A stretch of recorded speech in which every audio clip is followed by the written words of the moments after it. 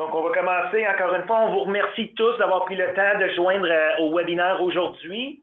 Le but aujourd'hui, c'est de vous présenter les services de diffusion web d'Acaduc et Égout de chez Aquadata. Donc, c'est des nouveaux services qu'on a maintenant pour aider à partager les données qui sont dans Aquageo. Juste un instant, pardon. Ou pas. Donc, tout le monde connaît Aquadata par sa force au niveau géomatique, au niveau opération, ingénierie, recherche et développement, tout le temps pour ce qui en est des infrastructures souterraines. Donc, on pense au réseau d'égouts, on pense au réseau d'Acaduc. Et puis aussi, Aquadata a une expertise en informatique. On comprend avec le logiciel Aquageo qu'on développe depuis des années. Ce qu'on veut faire avec la diffusion web, c'est pouvoir envoyer les données d'Aquageo ou autres au niveau des infrastructures dans le nuage pour démocratiser la donnée pour que tout le monde puisse avoir accès. Et puis, c'est un peu ça qu'on va faire aujourd'hui. On va essayer de garder ça en bas de 20 minutes. On veut vous montrer les différentes données, les différentes possibilités. Donc, ce qui est intéressant avec la web diffusion, c'est qu'il n'y a aucune installation logicielle qui est nécessaire. Fait que tout est accessible à partir d'une adresse Internet sécurisée. Les données sont hébergées de façon sécuritaire. Les données, je l'ai déjà dit, je vais leur dire, peuvent être liées directement de Aquageo, donc on va vous montrer des exemples de résultats, mais ça peut aussi venir, ça peut être d'autres sortes de données. Ça ne nécessite pas que vous avez le logiciel Aquageo. Donc, avant de rentrer là-dedans, je vais demander à Danielle de prendre la parole un petit peu, s'il vous plaît. Oui, en fait, on a consulté nos clients, puis on s'est rendu compte que vraiment l'accessibilité aux données, comme disait Ronnie, était vraiment importante, mais aussi de communiquer tout ça aux citoyens, par exemple, lorsqu'il y avait des travaux en cours. On sait que les travaux, là, ça engendre des inconvénients aux citoyens, que ce soit au niveau du stationnement, la qualité d'eau, si on pense au bruit ou encore l'interruption de service. On est très bien conscient aussi que les villes ont des soucis au niveau de la gestion à l'interne et la communication. Au niveau de la gestion, on pense à la planification des travaux ou encore qu'est-ce qui se passe, qu'est-ce qui est en cours sur leur réseau.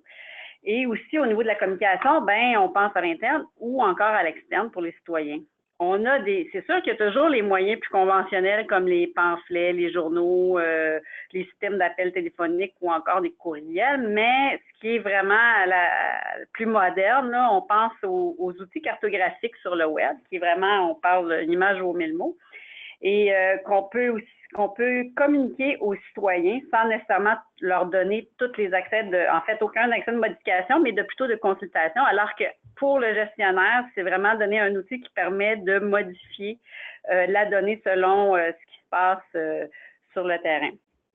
Donc, en gros, là, pour vous résumer, ce qu'on va vous montrer, c'est des cartes soit de suivi, travaux, soit de planification, soit de planification pour les gestionnaires, mais aussi planification dans le sens que les citoyens soient avisés de qu'est-ce qui s'en vient, et aussi finalement des résultats d'inspection qu'on peut avoir fait suite à des travaux là, sur le terrain.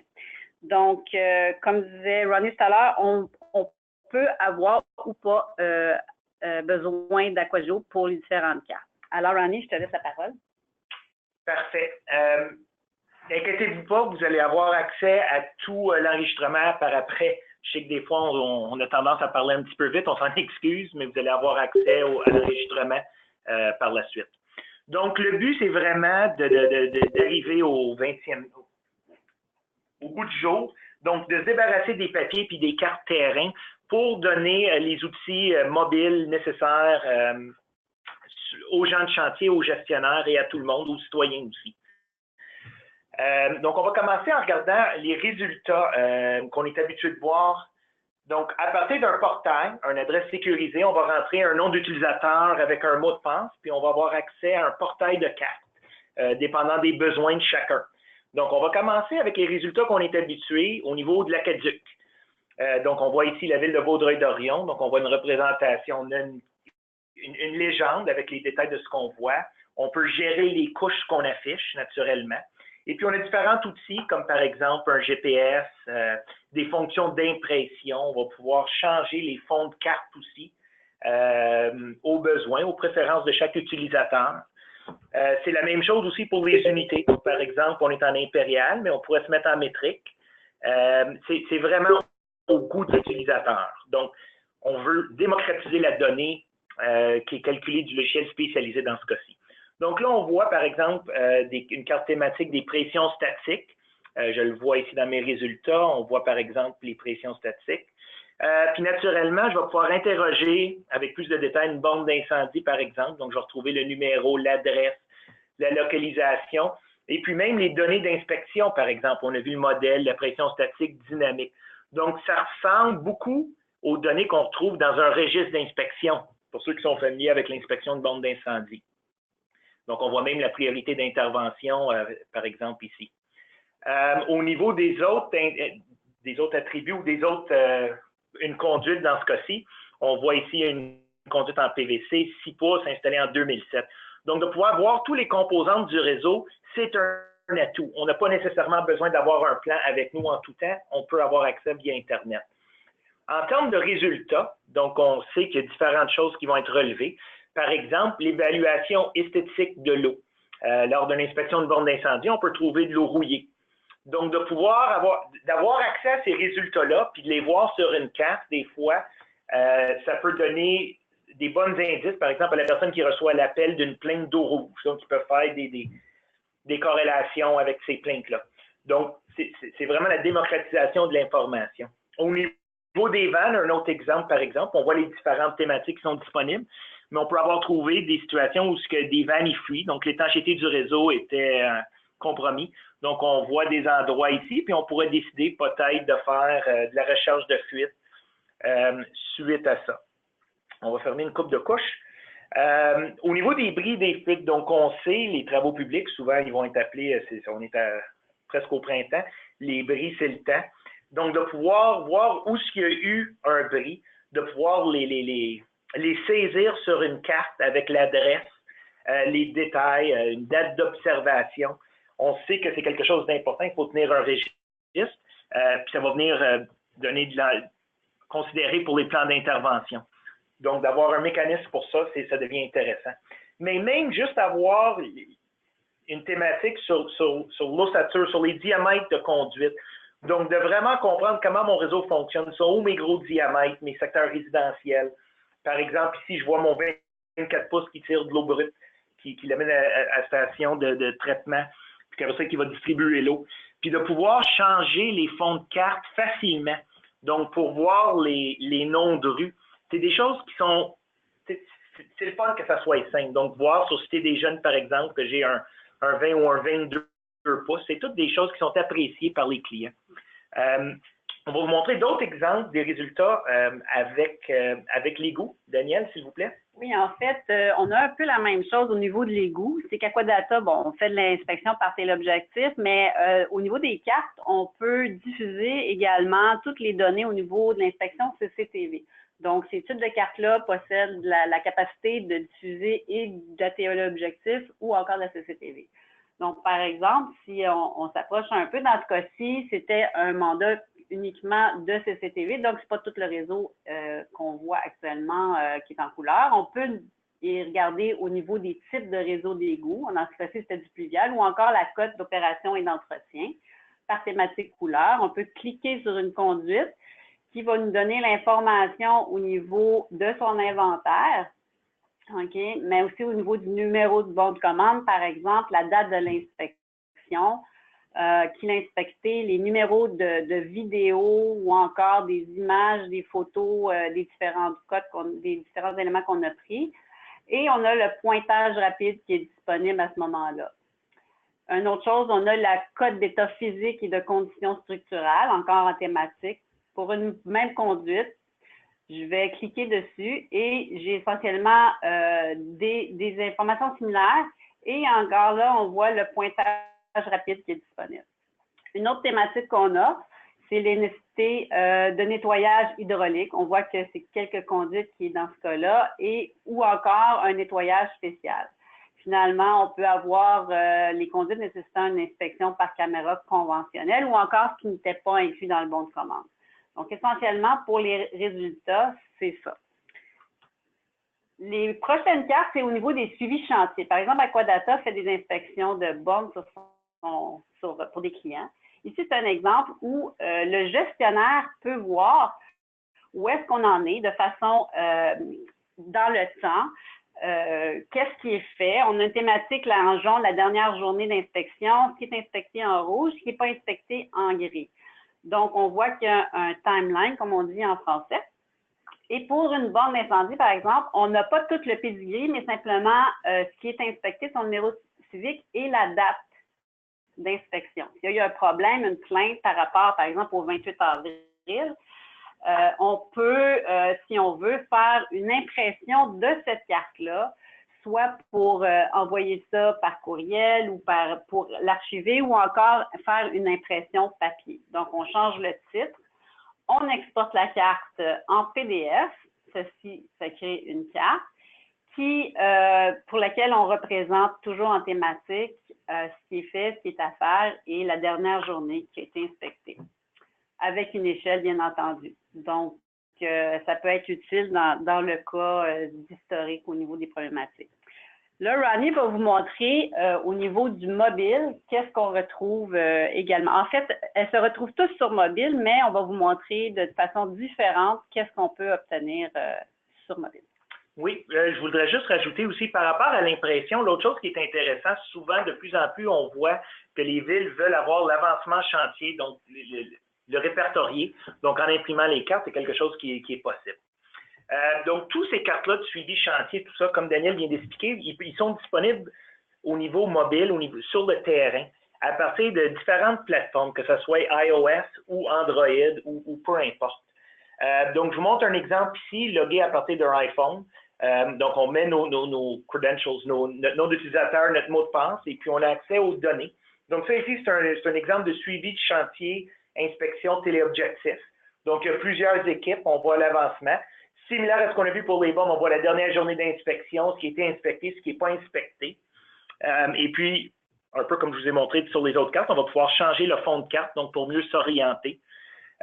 Donc, c'est des choses au niveau contremaître, quelqu'un qui veut gérer un chantier, ça devient très commode de voir l'avancement des travaux. Et puis, naturellement, là, on zoome, mais si je sélectionne une conduite, par exemple, je vais voir les attributs de ma conduite. Donc là, c'est en anglais, là, mais on comprend, c'est une pipe. On voit le numéro de la conduite. Je peux même changer la fenêtre de place. Je vois le type d'égout, le nom de la rue, la date d'inspection. Et puis, ça va être la même chose pour les regards. Donc là, voilà, j'ai pris un regard. Je vois son numéro, ce type de réseau encore une fois, la date d'inspection. Donc, les attributs qu'on voit, naturellement, on va pouvoir les changer. Donc ça, c'est à partir d'un furteur web, donc dans ce cas-ci sur iPhone, c'est Safari. Mais ce qui est intéressant aussi, c'est qu'il y a des applications dédiées, comme par exemple Collector. Donc, je peux ouvrir Collector de SRI. Bon, puis naturellement, ça commence avec le GPS, ma position, mais bon, je peux mettre un signet géolocalisé, mon site de travail. Donc, je peux voir mon site de travail. Et puis, je vois les différentes couches. Donc, je vais pouvoir contrôler les couches qui sont affichées. Donc, j'ai simplement aller dans le menu. Je vois les différentes couches. J'allume et je ferme les couches que je veux activer. Et puis après ça, je regarde les différents points. Donc en rouge, c'est ce que je n'ai pas pu faire. Donc le contremaître sur le terrain peut rentrer différents champs. Donc not found, il n'était pas trouvé. Et puis il va pouvoir regarder d'autres regards qui sont inspectés, donc les verts, et puis rentrer les commentaires adéquats pour cette inspection-là. Donc ça permet aux gens sur le chantier de transmettre l'information aux gestionnaires de façon en temps réel, live. Ils vont pouvoir rentrer ça sur leur mobile pour les gestionnaires. Donc, peut-être, Daniel, tu pourrais nous donner des exemples pour les gestionnaires. En fait, c'est ça. On sait que dans ce cas-ci, l'exemple, c'est que, mettons, on a les gestionnaires qui veulent savoir, en fait, planifier leur inspection de bornes d'incendie. Puis, en fait, pour pouvoir éventuellement aviser les citoyens. Donc, dans un premier temps, on a une carte qui indique qu'est-ce qui est prévu à faire dans cet exemple-ci. C'est dans la semaine du 11 février. Donc, c'est une carte modifiable. C'est qu'on va aller identifier, par exemple, sur la rue Valois, on prévoit inspecter peut-être, je sais pas, mettons, on dirait une dizaine de bornes d'incendie. Donc, le gestionnaire va aller faire une sélection multiple des bornes d'incendie qui seraient à inspecter sur cette rue-là. OK? Donc, pour ne pas avoir à répéter l'information une dizaine de fois. Puis, après ça, il va aller rentrer comme quoi elle est planifiée. Puis même, on pourrait préciser la journée, grosso modo, où il prévoit faire l'inspection, par exemple, le 16 février. On sauvegarde et automatiquement, on voit que la carte se modifie en tant que couleur. Ces bornes-là sont planifiées. On pourrait imaginer quelqu'un, le technicien des travaux publics, qui, lui, par la suite, reçoit sur sa carte mobile ce qui est à faire. Donc, ce qui est en rouge, lui, doit l'inspecter. Donc, une fois qu'il l'a inspecté, il marque comme quoi c'est effectué et il sauvegarde. Si toutefois, lorsqu'il travaille sur le terrain, il trouve une nouvelle borne d'incendie, bien, il y a un outil qui nous permet de rajouter une borne. Donc, l'outil, simplement, on vient sélectionner l'endroit approximatif où se trouve la borne d'incendie. Si on a un GPS, bien, ça va apparaître. On pourrait rajouter le numéro ici, je ne le fais pas, mais c'est pas grave. On peut, après ça, tout simplement sauvegarder soit la date du jour. En fait, idéalement, ça c'est la date du jour. Et automatiquement, on voit que la borne d'incendie qui a été créée se transforme de couleur. Maintenant, si on part après ça, si on voit la carte pour les citoyens, bien, les citoyens, lui, ne peuvent pas modifier cette carte-là. On peut imaginer que c'est un hyperlien sur le site web de la ville qui donne accès à cette carte-là. Donc, on voit pour les citoyens, OK, donc la ville prévoit faire ces bornes-là pendant la semaine du 11 février. Le citoyen, évidemment, sur la rue Valois, bon, on peut imaginer qu'il va peut-être changer ses plans ou s'il y a des problèmes, ben, il n'appellera pas à la ville parce qu'il voit que c'est ainsi qu'il va y avoir des travaux. C'est un peu la même chose au niveau du rinçage.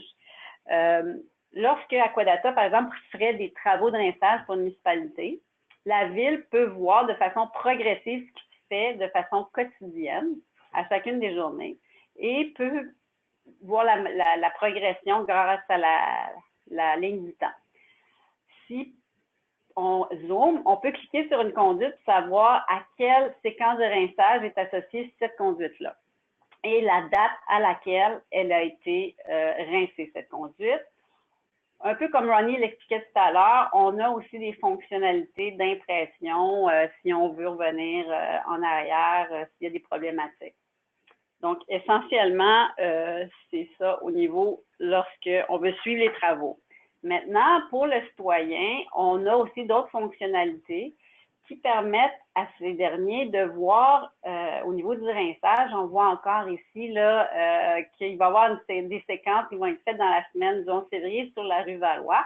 Donc, s'il y a des troubles, ben, le citoyen va être avisé de ça, mais encore là, s'il y a des gens qui sont dans d'autres secteurs, mettons le Vieux-Dorion, ben, à ce moment-là, ils savent que c'est déjà rincé, il ne devrait pas avoir de problème.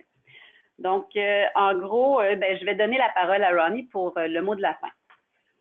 Donc, notre objectif aujourd'hui, c'était vraiment de vous montrer les services de diffusion web qui sont disponibles actuellement. On voulait garder ça court parce qu'on sait que votre temps est très précieux. On va vous inviter, si vous avez des questions, à nous les poser par courriel. Vous avez nos informations sur l'écran. Vous pouvez aussi nous les mettre dans le chat. On va vous revenir un à un. On ne fera pas ça maintenant, mais on va vous répondre un par un.